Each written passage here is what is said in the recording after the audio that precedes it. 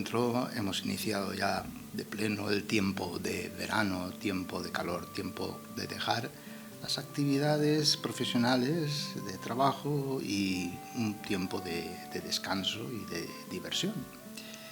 Es importante pues reconocer a Jesús como la palabra de Dios venida en la carne.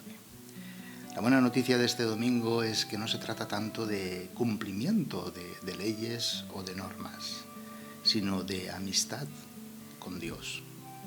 No es que el cumplimiento sea malo, por supuesto. Si el cumplimiento va acompañado del amor gratuito y generoso, pues nada malo hay en ello. ¿Por qué? Porque se sabe complementarlo con la amistad con Dios, con la amistad con Jesús. Por eso, no hay que dividir las cosas en nuestra vida, como una cosa es el trabajo y otra cosa es el descanso, sino que son necesarios tanto el uno como el otro. Porque adulta no es una fe que sigue las ideologías y las mentalidades del momento o las últimas novedades, ¿no? Adulta y madura es una fe que está intensamente arraigada en la amistad con Jesús. Tratar muchas veces a solas con un amigo, con alguien que sabemos nos ama. Es esta amistad la que nos abre a todo lo que es bueno y nos da siempre el criterio para discernir entre lo auténtico y lo falso, entre lo urgente y necesario y lo de cada día, pero también entre el engaño y la verdad. Jesús y su Iglesia continuamos en el camino hacia Jerusalén. Jesús y la Iglesia lo hacen pues enseñando a hacer discípulos a todas las gentes. El camino de pasión y muerte es nuestro camino, como confirma San Pablo. Ahora me alegro por los padecimientos que soporto por vosotros y completo en mi carne lo que falta a las tribulaciones de Cristo, a favor de su cuerpo, que es la Iglesia.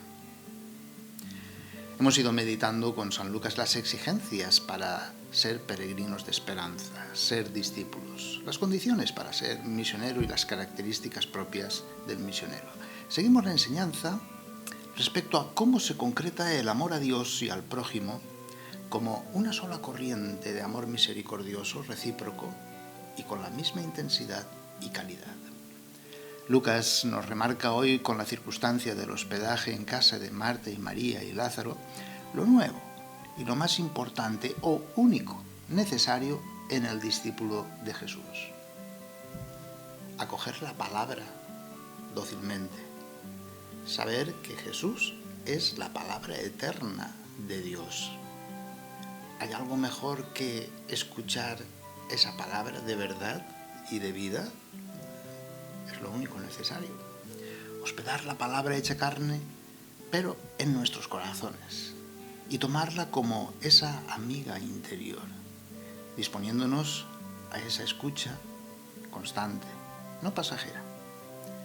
Nuestra fe es madura y adulta cuando se cimienta en estas palabras de vida eterna, porque es un alimento que perdura.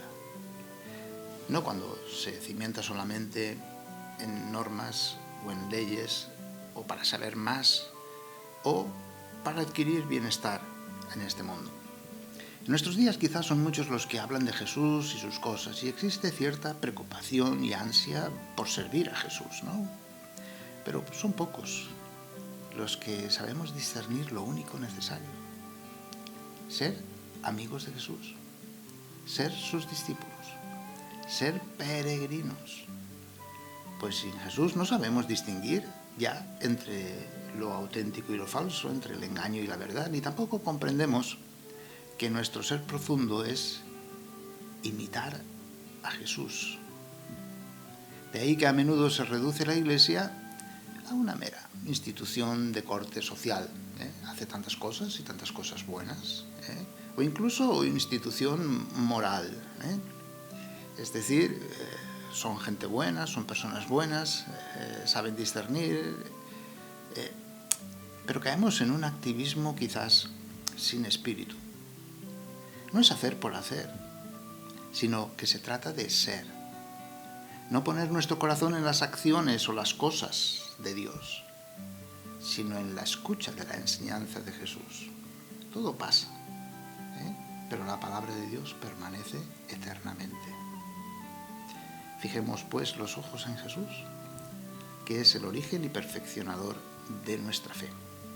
El misionero, el peregrino como Jesús, no busca ser atendido tanto en su cuerpo, ni tampoco exige que los demás se preocupen y se agobien por la comida del misionero, su vestido, su seguridad. El misionero, como Jesús, no viene para ser servido, sino para servir. Y su servicio es instruir, enseñar, servidor de la palabra, y centra la atención en lo único necesario: el diálogo, el trato de amistad con Jesús, esa comunión de voluntad con Él.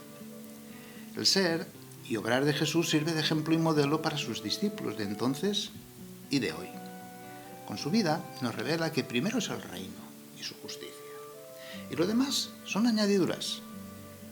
Su alimento no es antes el pan material, sino el hacer la voluntad del Padre, servir la palabra, que es el mismo en persona, es decir, dar su vida en rescate por muchos. La novedad cristiana no es esa obediencia militar, ¿no?, esa sumisión a la ley o ni siquiera a una doctrina, sino que es participación en la misma vida y amor de Jesús. Así llegamos a la madurez y plenitud de Cristo.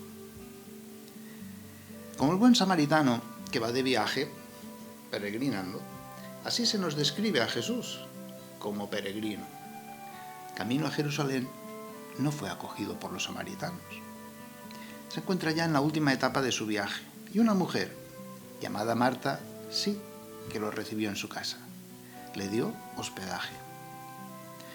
Todo este episodio es un género literario típico de la mentalidad hebraica. Como recordábamos en la primera lectura de Abraham, y esos tres personajes misteriosos: un encuentro, un servicio generoso a los peregrinos, una comunión y una misión de fecundidad. El hospedaje, antes que la ley de Moisés, era lo esencial en la cultura de entonces. El mismo nombre de Marta nos hace comprender mejor este pasaje. Marta significa ama, señora de la casa. Es ella quien lo recibe en su casa como huésped. En la mentalidad de aquel tiempo y según las sagradas costumbres del antiguo Medio Oriente, el encuentro con el peregrino exigía una acogida afectiva y obligada a servirle. Según Abraham, debía correr, darse prisa, dar órdenes a otros, siempre de pie, en actitud de disponibilidad, para que el viajante, el peregrino, se sintiera bien acogido. Marta ofrece un servicio de atención a Jesús con muchos quehaceres en el servicio de la casa. Dispone el agua para que se lave el huésped, prepara la mesa, lleva alimentos, entre otras cosas. Lo que en la iglesia primitiva se entendía por diaconía, servicio de las mesas. Paradójicamente se presenta a la hermana de Marta, a María, sentada a los pies de Jesús, escuchando su palabra, dejándose enseñar, dejándose instruir por Jesús. Las dos actitudes son muy buenas.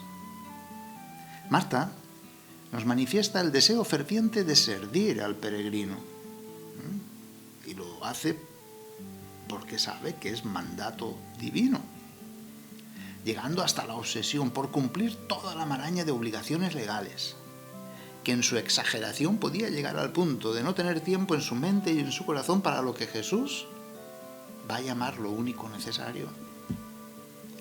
La antigua liturgia se basaba en una relación de esclavo hacia su dueño, hacia su amo, hacia su señor. María, en cambio, representa el nuevo servicio a Dios. Oración, escucha, trato de amor, relación, amistad. Recordemos a Jesús cuando decía: ya no os llamo siervos ni esclavos, vosotros sois mis amigos. La nueva liturgia se identificará con el discipulado, el seguimiento de Jesús. Recordemos que Jesús no separa el amor a Dios y al prójimo, como tampoco la fe del culto ni de la vida. Vemos este choque entre estas dos actitudes que simbolizan el antiguo culto del nuevo culto. La obediencia sumisa, cansada y agobiante del cumplimiento minucioso y hasta escrupuloso de la ley, por una parte, contra la relación de amistad que descansa, el yugo soportable de la ley y la carga agobiante de su enseñanza, contra el yugo ligero de la palabra hecha carne y la carga ligera de enseñar a amar. La relación siervo-amo contra la relación de amistad, de amigos. El problema no se encuentra en el servir materialmente o servir personalmente, sino en la falta de integración que decía al principio. En el cumplimiento de la ley a cabalidad se tenía la percepción de ganar méritos para la propia prosperidad en este mundo. En fin, las cosas de este mundo. Mientras Jesús no reprocha a Marta lo que está haciendo, sino más bien la intención. El problema viene cuando se queja de su hermana. Es que no somos nosotros los que tenemos el control, sino el Señor. La queja de Marta respecto a María hace pensar al Señor que ha caído en un activismo infecundo, además de desacertado. Jesús viene a decir a Marta que Él no ha venido a ser servido, sino a servir. Y lo más importante es dejarse servir, dejarse lavar los pies por Jesús. El servicio que Jesús ofrece es su palabra, su persona. Esa es la mejor parte que no puede ser quitada. Aprender de Él, que es manso y humilde de corazón. El episodio nos señala no el cumplimiento de leyes o obediencia a una doctrina, sino el conocimiento de Jesús vivido personalmente, la experiencia personal. Jesús declara que la oración y el servicio de la palabra va a ser lo que va a caracterizar a partir de ahora al discípulo misionero. El discípulo de Jesús no se caracteriza por ser servido, sino por instruir, enseñar y con el testimonio de vida convertirse en modelo para los demás. San Pablo decía: sed imitadores míos, como yo lo soy de Cristo. Es una llamada de atención a todos los miembros de la Iglesia, para no apartar a nadie, ni por razón de raza, condición social o sexo, de su enseñanza. Todos tienen derecho a acercarse a Jesús, escuchar la predicación y a la formación, y especialmente a la Santa Misa, a la Eucaristía.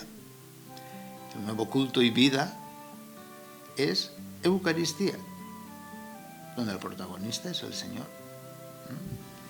En la Eucaristía, Jesús no da cosas, no da algo, sino que se da a sí mismo. Ofrece su cuerpo y derrama su propia sangre. Entrega así toda su vida, manifestando la fuente originaria del amor divino. Es el Hijo eterno que el Padre ha entregado por nosotros.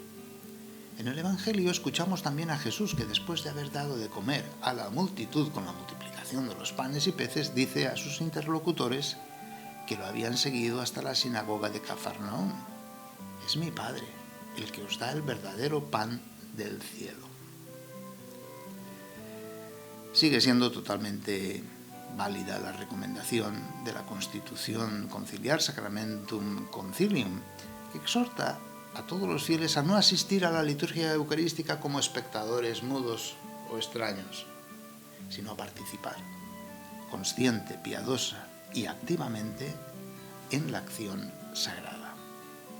El concilio prosigue la reflexión.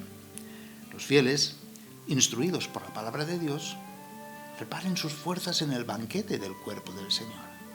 Den gracias a Dios. Aprendan a ofrecerse a sí mismos al ofrecer la hostia inmaculada solo por manos del sacerdote. no, sino juntamente con Él. Y se perfeccionen día a día por Cristo mediador en la unidad con Dios y entre sí.